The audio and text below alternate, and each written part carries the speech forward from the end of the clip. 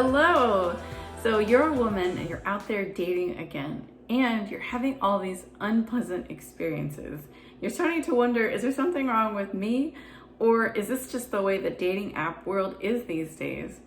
Well, today I want to share with you how boundaries can actually be your best asset when you're having bad experiences in dating, so that you can create a better experience for yourself and you can attract a good partner for you.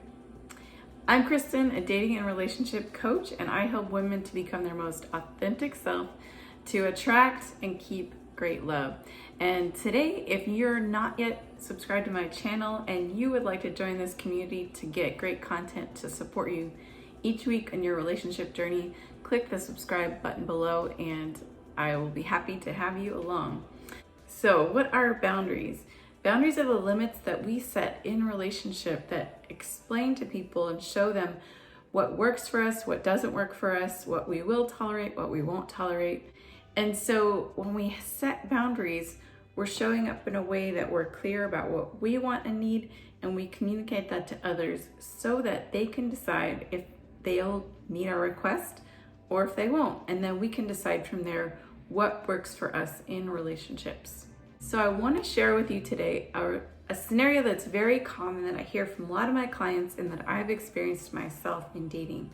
So you're messaging a guy from a dating app, and after a few exchanges, he says, "Wow, I just feel this strong connection with you. It's like you're such a unique woman, really interesting."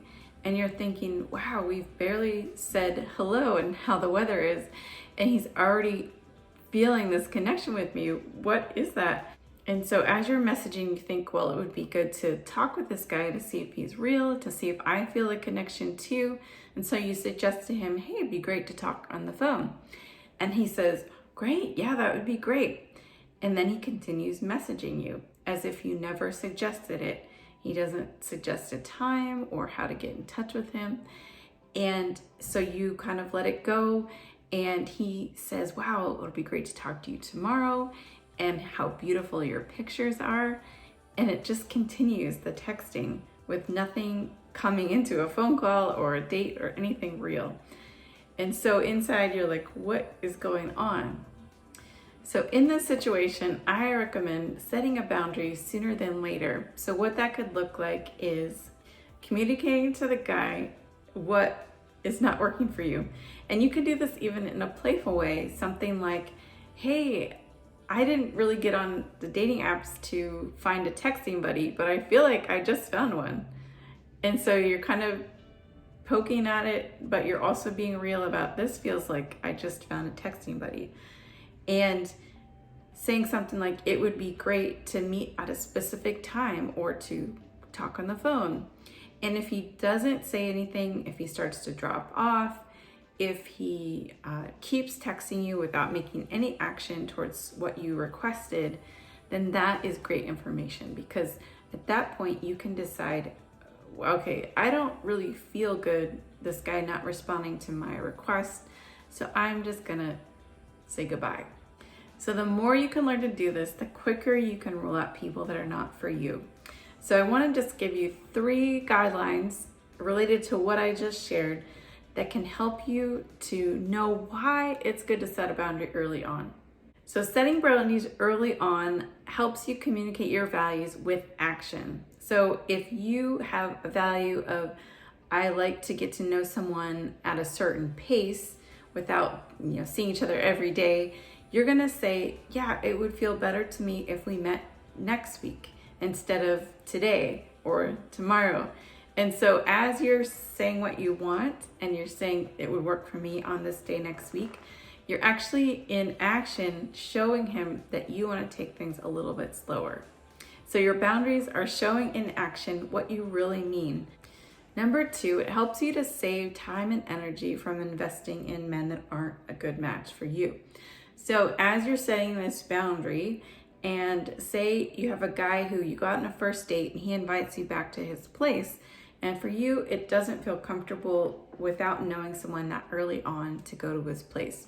So you say something like, "I would feel better after I get to know you and feel like there's something between us to come over and see your place. Right away he knows, okay, well, she's not just going to be an easy, casual, physical encounter.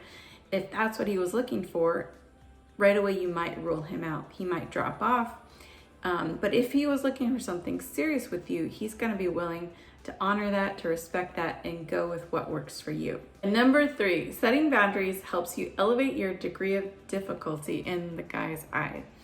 And the reason this is good is because degree of difficulty, in a sense, means you're a higher value woman, that you're someone who respects herself, you're someone that values her time, her energy, and that he has to invest energy and effort in order to get to know you, to make you feel chosen and wanted and safe, so that you're able to open and create a good relationship together.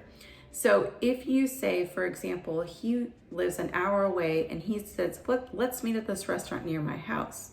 But for you, you're a single mom, you have kids, it's hard for you to get there.